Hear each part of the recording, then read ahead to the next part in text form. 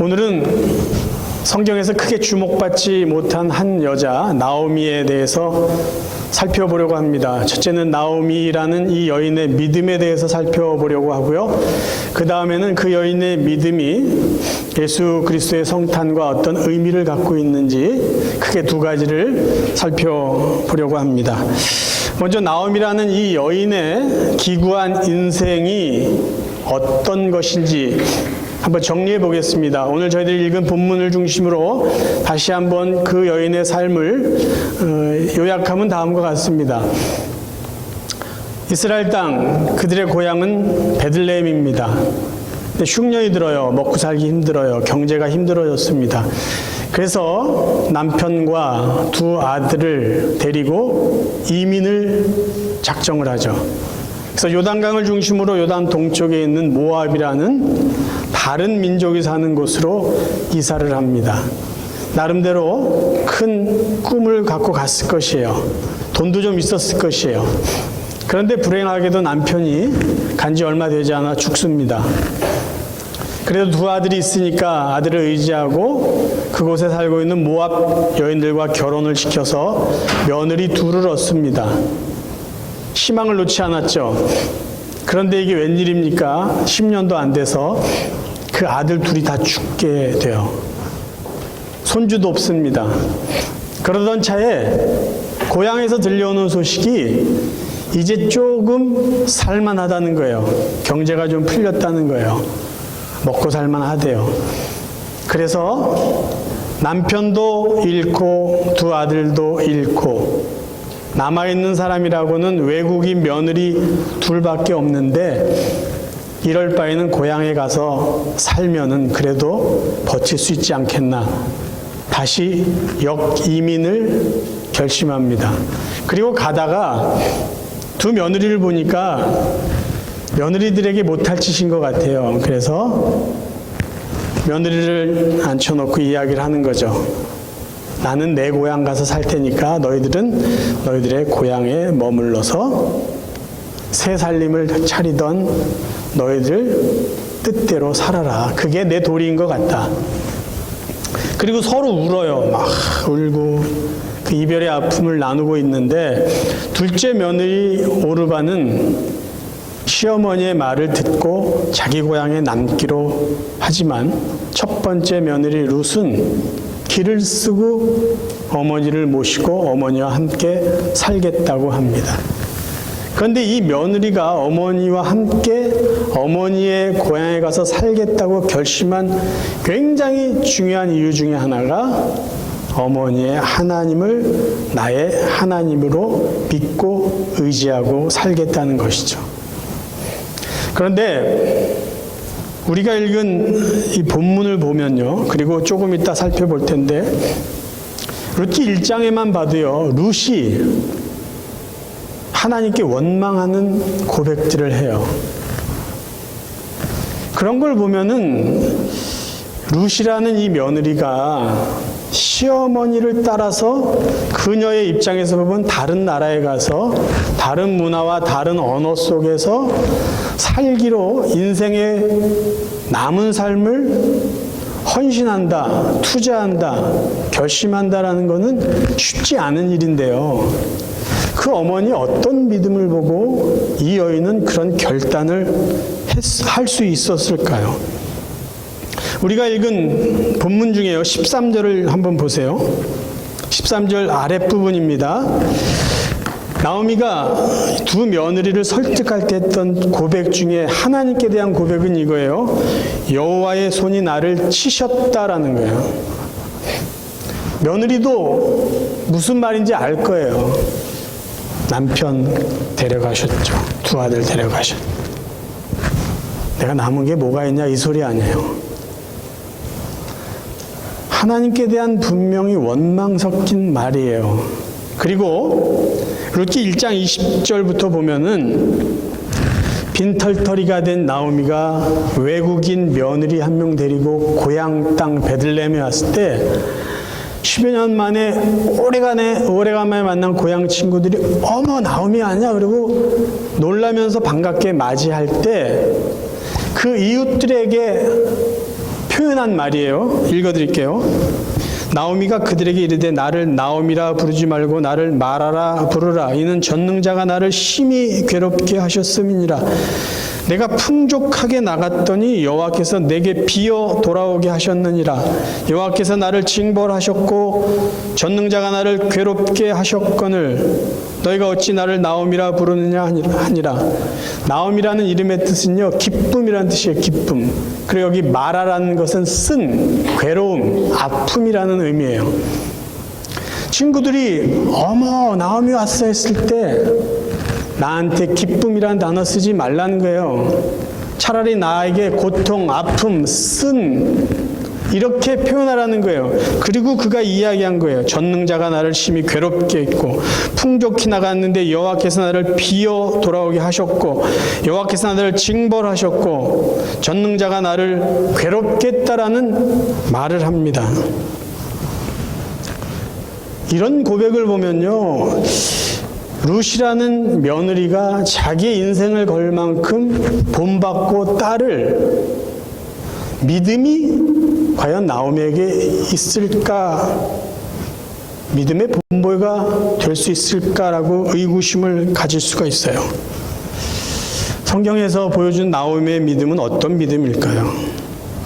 저희들이 만약에 지금 나오미가 고백한 이 말들을 가지고 그래 나오미는 믿음이 없어 라고 단정을 해버린다면, 만약에 그렇게 한다면 우리는 욥의 고백을 통해서 욥은 정말로 믿음 없는 사람이라고 단정해야 할 것입니다.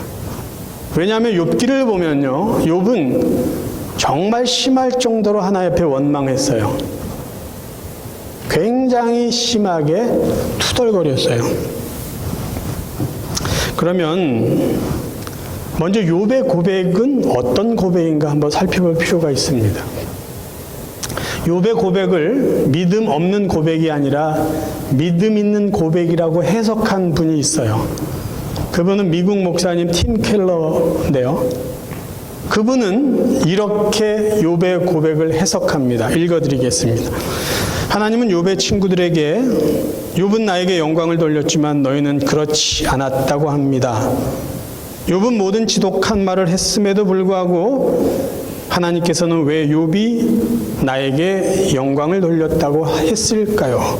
그 이유는 그것들이 모두 기도였기 때문입니다. 욥은 화가 나 있었고 불평하고 있었습니다. 하지만 하나님께 화가 나 있었고 하나님께 불평하고 있었습니다. 욥은 하나님으로부터 멀어진 적이 없습니다. 욥이 그토록 저주 섞이고 원망 섞인 말을 하나님 앞에 내뱉었지만 하나님은 그것을 믿음 없음으로 보지 않고 믿음으로 보셨어요. 왜? 하나님께 대한 기도였기 때문이죠. 저는 이 해석을 전적으로 동의합니다. 왜냐하면요, 시편을 읽어보면은 이 해석을 동의할 수밖에 없어요. 여러분들 시편 읽어보셨잖아요?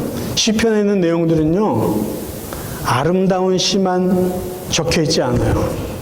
미사역으로 고백된 내용들만 기록되어 있지 않습니다.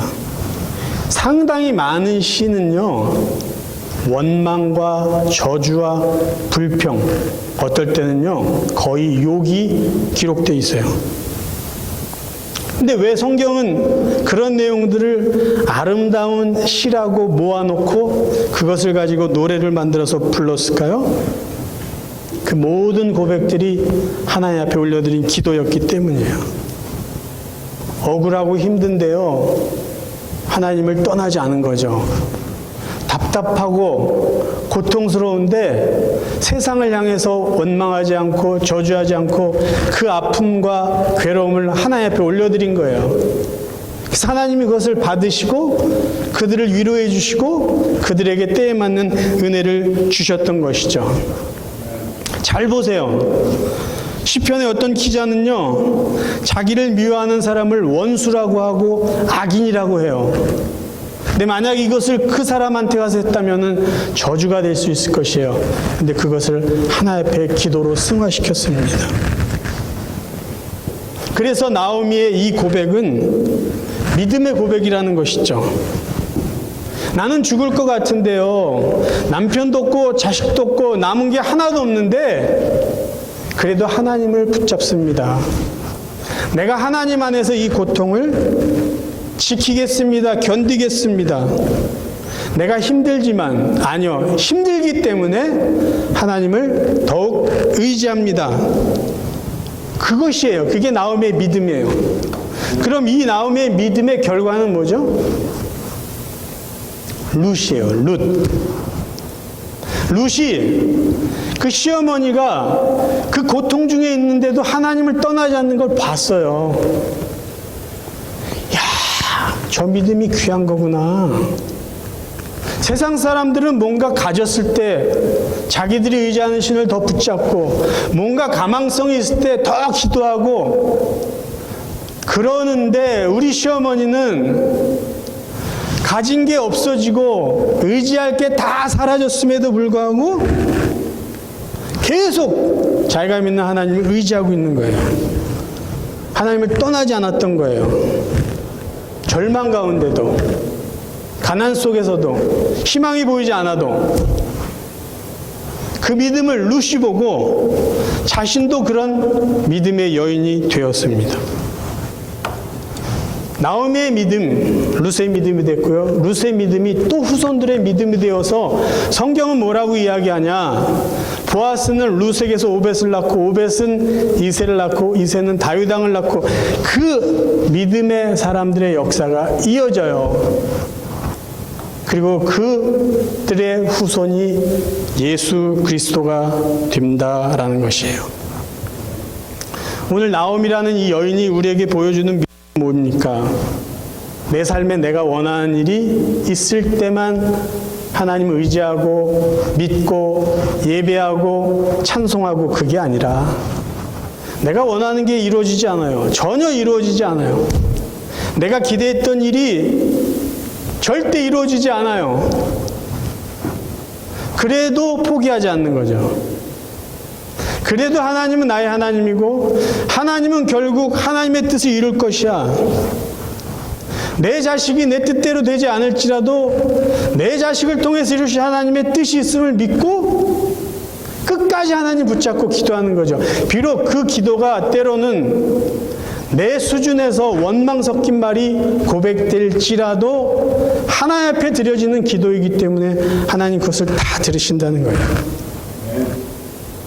나오미의 믿음은 결코 얕은 믿음이 아닙니다.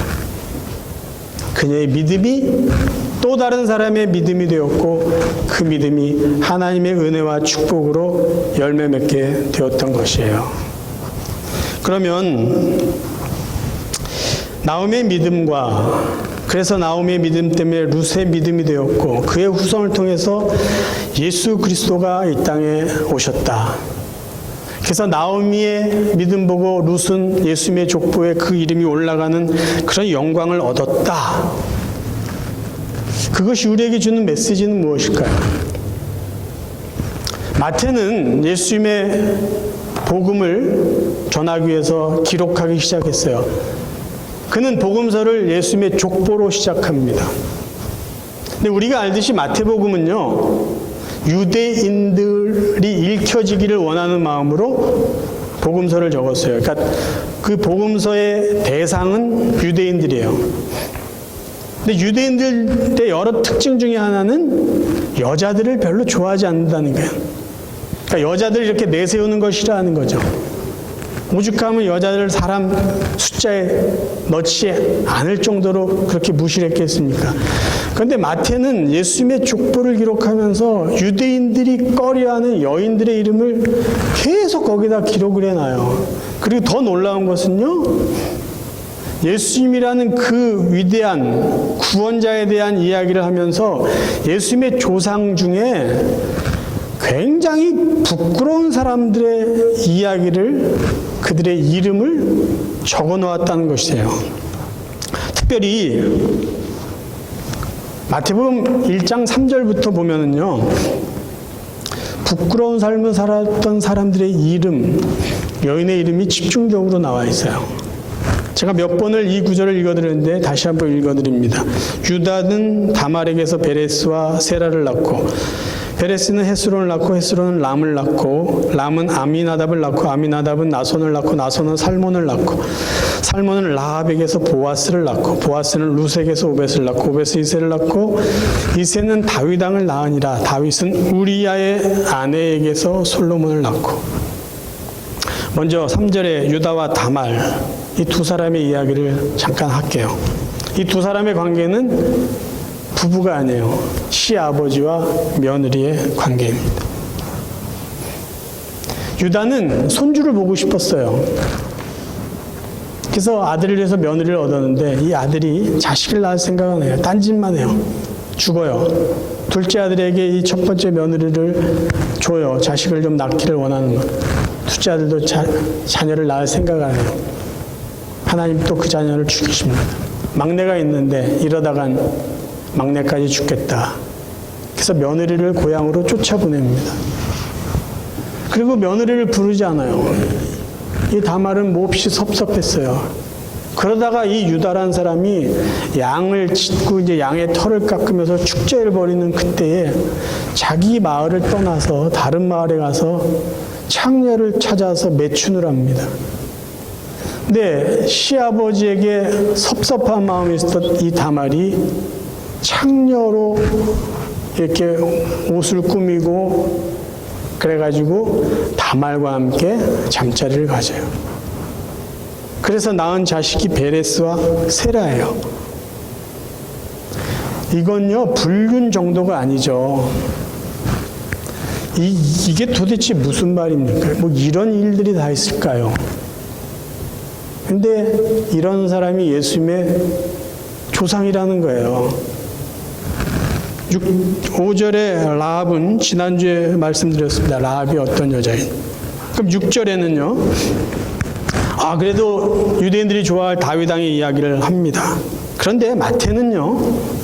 다윗은 밧세바와 그러니까 다윗은 밧세바에게서 솔로몬을 낳고 이렇게 적으면 깔끔할 수 있는데 굳이 밧세바라는 표현을 안 쓰고 우리야의 아내라는 표현을 썼을까요?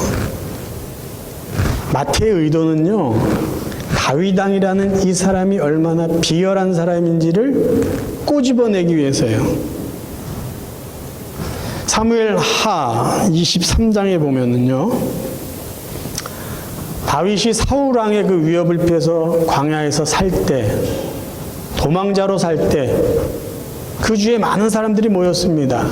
근데 놀라운 것은 다윗을 지키려고 했던 37명의 아주 용맹한 용사들이 있었어요. 다윗이 고백한 내용이에요. 그 내용을 한번 먼저 읽어볼게요. 사무엘 하 23장 8절부터. 다윗이 거느린 용사들의 이름은 이러하다. 첫째는 다그몬 사람 요셉 밧세벳인데 그는 세 용사의 우두머리이다. 그는 800명과 싸워서 그들을 한꺼번에 쳐 죽인 사람이다. 첫째, 둘째 쭉 얘기를 해요. 그리고 마지막 39절에 햇사람 우리야까지 모두 합하여 37명이다.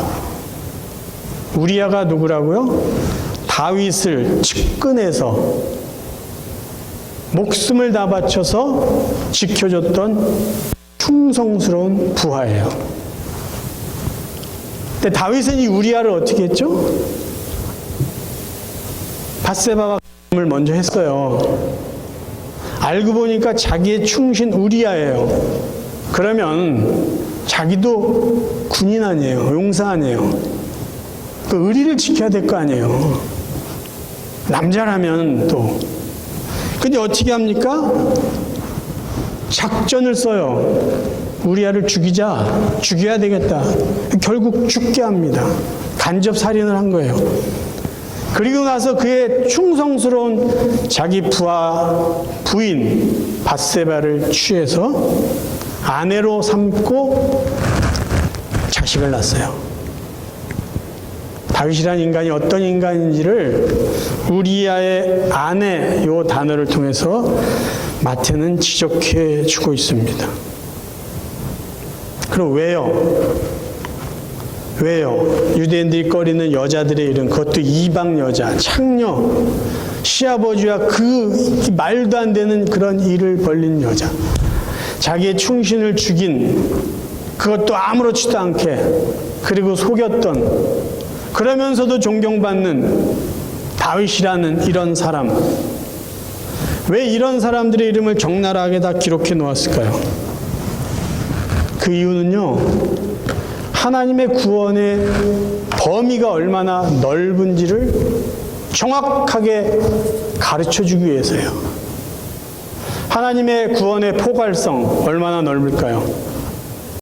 유대인도 이방인도, 남자도 여자도, 부자도 가난한 자도, 공부를 많이 한 자도 공부를 적게 한 자도, 불륜을 저지른 자도, 살인자도, 근친상간을 벌인 자도, 상처를 준 자도, 상처를 받은 자도, 모두가 다 하나님께서 구원해 주시기 위해서 이 땅에 예수를 보내주신 구원의 대상자들이라는 거예요.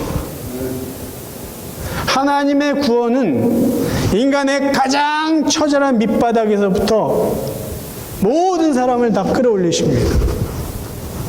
인간의 가장 더럽고 추악한 그 죄악, 그거보다 더 심한 모든 악에서부터 인간을 구원해 주시기 위해서 이 땅에 예수 그리스도 그분을 보내주셨다는 거예요. 성탄은 무엇일까요? 인간의 모든 죄인, 인간의 모든 죄, 우리가 상상할 수 없는 그 모든 죄조차도 용서해 주시기 위해서 이 땅에 예수 그리스도를 보내주신 것이에요. 예수님의 족보는요, 이 세상에 하나님 은혜가 필요하지 않은 사람 한 사람도 없다라는 것이고요. 이 세상에서 구원받을 조건 아무것도 없다라는 거예요. 은혜 받을 자격이 없는 사람 하나도 없어요. 죄가 하나라도 있으면 다 은혜 받을 자격이 있다라는 것을 보여주고 확인시켜주기 위해서 예수님의 족보에는 부끄러운 사람, 꺼리는 사람, 창피한 사람, 모든 사람이 다 포함되어 있는 것입니다. 사랑하는 성도 여러분, 오늘 말씀을 정리하면서 두 가지를 다시 한번 기억했으면 좋겠습니다. 나옴이라는 이 여인의 믿음이에요. 우리는 종종 믿음이라는 것을요, 뭔가 보일 것 같으면, 뭔가 가능성이 있을 것 같으면, 뭔가 투자하면은 나올 것 같을 때 우리의 믿음을 조금 더 힘을 내서 발동시키려고 해요. 근데 나오미가 보여준 것은요, 그럼에도 불구하고입니다. 희망이 다 사라졌을지라도, 내 몸이 아파서 병들었을지라도, 가진 것이 없이 다 사라졌을지라도, 그래도 절망 속에서도 하나님을 붙잡는 믿음이에요. 하나님을 포기하지 않는 믿음이에요. 하나님을 떠나지 않는 믿음이에요. 그 믿음을 누군가 본다는 것이죠. 그 믿음을 누군가 본받고 그 믿음대로 살아 마침내 하나님의 은혜를 누리게 된다는 것이에요. 가능성이 없을지라도 하나님을 끝까지 놓지 않는 그 믿음, 그 믿음은요, 개인의 축복으로 끝나지 않고 인류의 구원을 주신 예수 그리스도로 이어지는 놀라운 축복의 통로와 축복의 역사로 이어질 것입니다. 마지막은요, 구원의 포괄성이에요. 포괄성. 이 세상의 모든 사람은요, 다 죄인이에요. 여기 있는 저희 그 누구도요, 다른 사람에게 돌 던지고 정죄할 만큼 깨끗한 사람 한 명도 없습니다. 모든 사람은 다 죄인이지만 모든 사람은 다 하나님의 구원의 대상자라는 것이에요. 그게 은혜고, 그게 감사고, 그게 축복입니다. 그러기 위해서 예수님께서 이 땅에 인간으로 오신 거예요. 이제 저 같은 사람, 여러분같이, 우리같이 부족하고 부끄러운 자들까지 용서해 주시기 위해서 예수님이 이 땅에 보내주신 하나님의 그 크신 사랑에 감사하면서 이 2021년 성탄절을 보내시기를 바랍니다. 그리고 주님 만나는 그날까지 나오미와 같은 믿음 우리도 간직하면서 그렇게 살아가는 복된 성도들 되시기를 주님의 이름으로 축원합니다.